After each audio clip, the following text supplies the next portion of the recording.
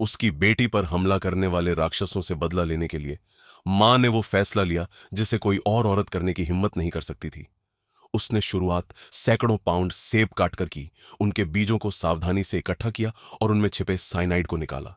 जल्द ही उसके पास घातक जहर की एक बोतल तैयार हो गई। फिर वह चुपके से हमलावरों में से एक के घर में घुस गई।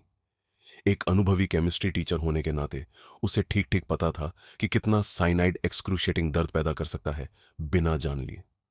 उसने ठीक उतनी मात्रा उसके प्रोटीन पाउडर में मिला दी। बेखबर उस आदमी ने उसे पी लिया। कुछ ही पलों बाद उसकी नजर धुंधली हो गई और उसका पूरा नर्वस सिस्टम बंद होने लगा। लेकिन यह उसके बदले की सिर्फ शुरुआत थी। हर एक उस आदमी को खून के साथ चुकाने और खुद पकड़े न जाने के लिए दृढ़ प्रतिज्ञ मां ने एक ऐसा प्लान बनाया जो एक तीर से दो शिकार कर दे।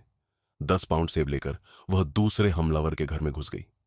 उसने फिर से सेब काटे और इस बार उनके बीजों से उसका ड्रेन क्लॉग कर दिया।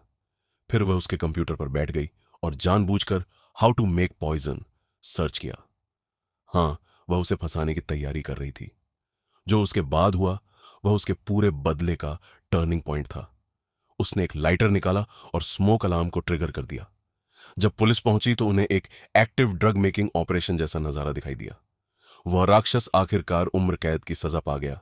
बिना पैरोल की कोई संभावना नहीं, लेकिन फिर भी उसके दिल की आग शांत नहीं हुई।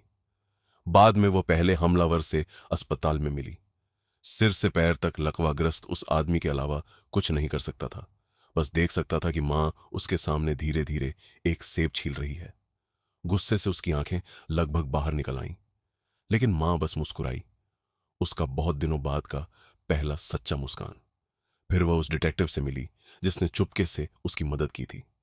लेकिन जैसे ही उसे आखिरी हमलावर की फाइल मिली, उसे पता नहीं था कि शेरिफ उस पर छाया की तरह नजर रखे हुए था। उसे कुछ गड़बड़ लग रही थी, इसीलिए उसने हमलावर के घर की फिर से तलाशी ली, जहां उसे एक जोड़ी चश्मा मिल गया जो पीछे छूट गया था। संगीत वह सोच रहा था कि आखिरकार उसे पकड़ लिया है, लेकिन उसे क्या पता था कि मां ने पहले ही उसे एक नई जोड़ी चश्मे से बदल दिया था। कोई फिंगरप्रिंट नहीं, कोई सबूत नहीं, कोई गिरफ्तारी नहीं।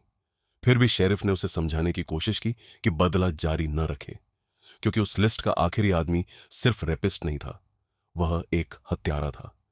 एक क्रूर राक्षस जिसके हाथों पर खून लगा था।